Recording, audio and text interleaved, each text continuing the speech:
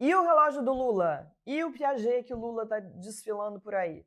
Esses foram alguns dos questionamentos, das perguntas, das provocações que fizeram sobre o vídeo da semana passada, onde eu conto sobre como as mudanças na lei sobre os presentes que os presidentes recebem aconteceram nas últimas 3 décadas. Não existia regra nenhuma, nada tinha uma definição muito clara do que era presente, o que não era presente, o que poderia ser recebido como presente ou não, mas principalmente qual é o entendimento hoje do Tribunal de Contas sobre essas questões. E esses foram alguns dos questionamentos.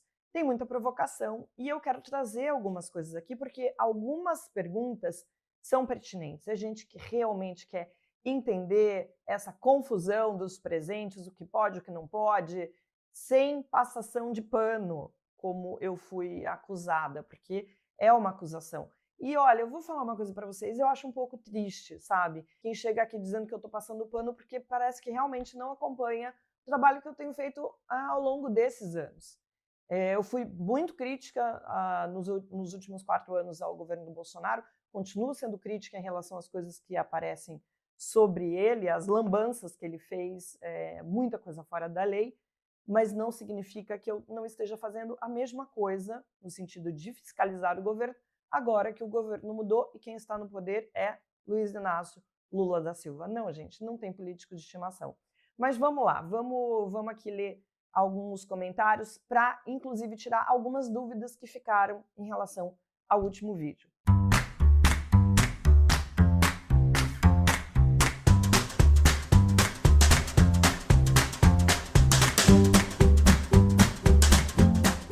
Sérgio Borges 7802.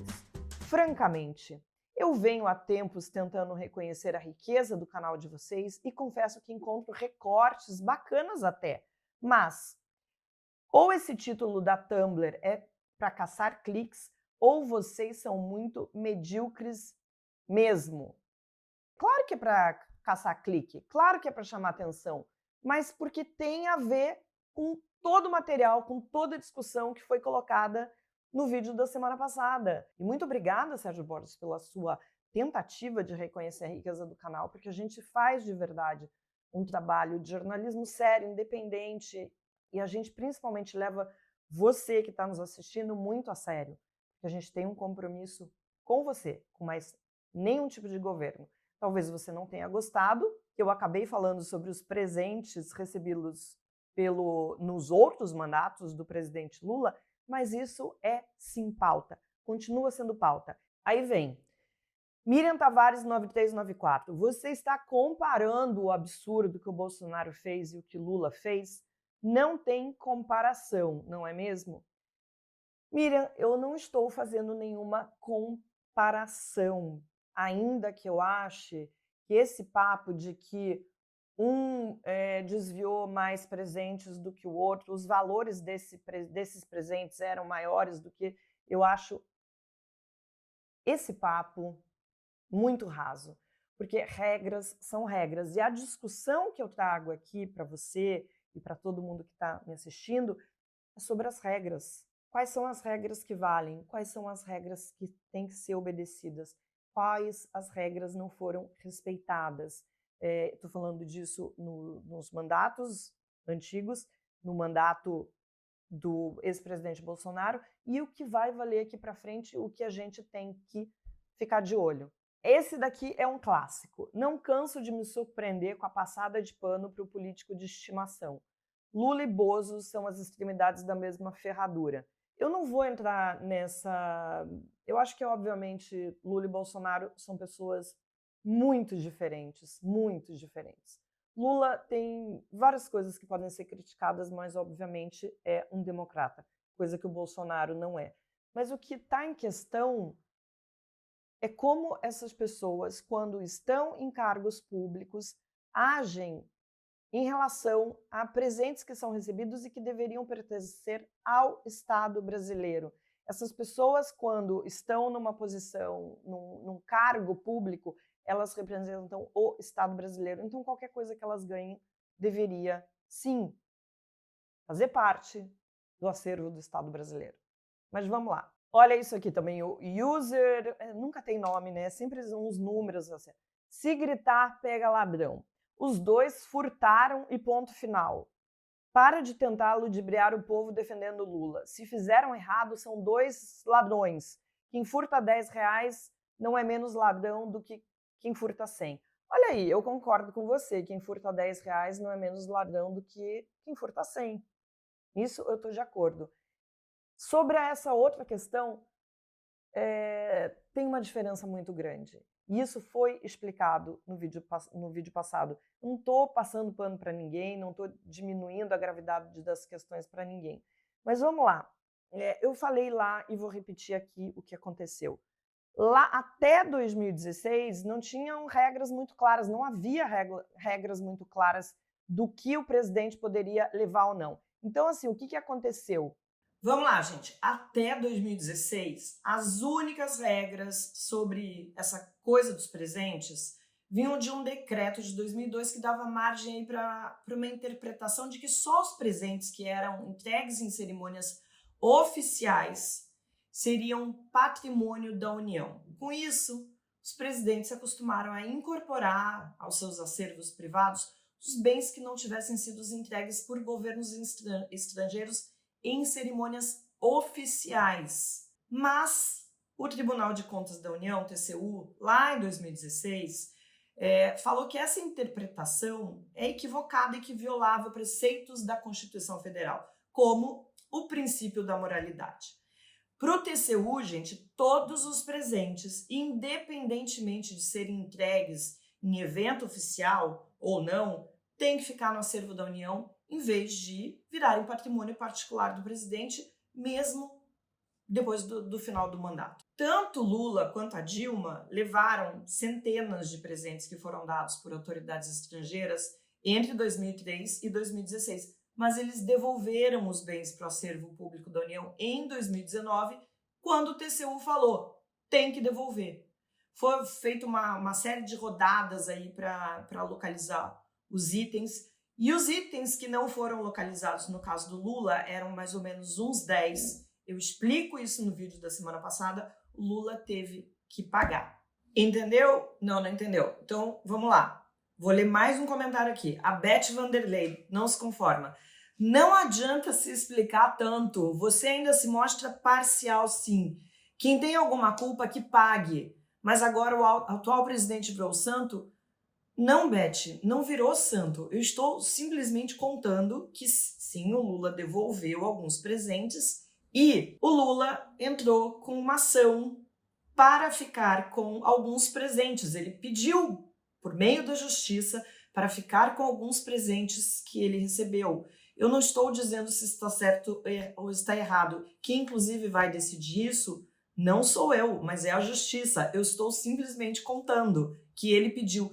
Diferentemente do ex-presidente Bolsonaro, que embolsou esses presentes, despachou para os Estados Unidos, onde alguns deles, inclusive, chegaram a ser vendidos. Você está lembrado disso?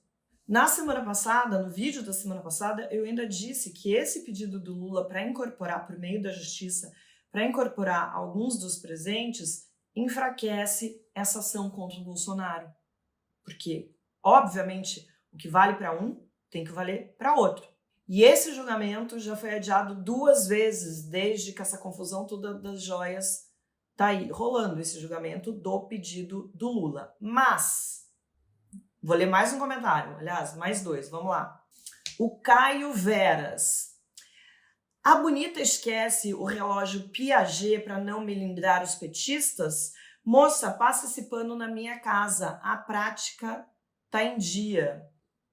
Ô Caio Veras, eu vou ficar te devendo essa, até porque eu não passo pano na casa de marmanjo nenhum e nem para marmanjo nenhum, nem para o presidente Lula. Sobre o Piaget, o subprocurador-geral do MP, junto ao Tribunal lá de Contas da União, Lucas Rocha Furtado, acabou de se pronunciar sobre isso. Segundo aqui o subprocurador-geral do MP, o Lula vai ter que devolver o Piaget quando terminar o mandato. E lá na frente a gente pode decidir, pode discutir quem é que tá passando pano para quem, tá? Mas por falar em passar pano, olha que coisa. O Gustavo Fonseca, 1646, pergunta: por que foram entrar nessa história de joias sendo que o Bolsonaro cometeu muitos outros crimes, porque usaram uma história que se pode voltar contra o Lula também. Quem tá passando pano para quem? Ô Gustavo, deixa eu te falar uma coisa. Essa questão do Lula, ele tá pedindo por meio da justiça para incorporar alguns presentes, é uma questão que é a justiça que vai ter que resolver com ele. Se vai pegar mal para o Lula, que também está querendo ficar com alguns presentes que foram recebidos, a culpa não é minha. O Bolsonaro sim está sendo investigado em outras questões que não só das joias, há outras investigações em curso, mas essa também precisa ser averiguada. Se vai respingar no Lula ou não, aí já não é problema meu. Aí sempre tem o Pets Mustache 1710. Não apague os meus comentários. Aí eu fui lá olhar para ver o que tinha de comentário. Tinha isso daqui, ó. Um monte de emoji dele dando risada. Ninguém apaga o comentário aqui, não. Eu leio até os desagradáveis, que felizmente não são muitos. E para encerrar essa questão das joias, vou trazer um comentário aqui, sim, bastante pertinente, que eu acho que resume um pouco não dá para saber. A Lariel 2. Impressionante o quanto estamos reféns de narrativas dos dois lados. Qualquer pessoa honesta não precisa de TCU para dizer que joias nem deveriam ser recebidas.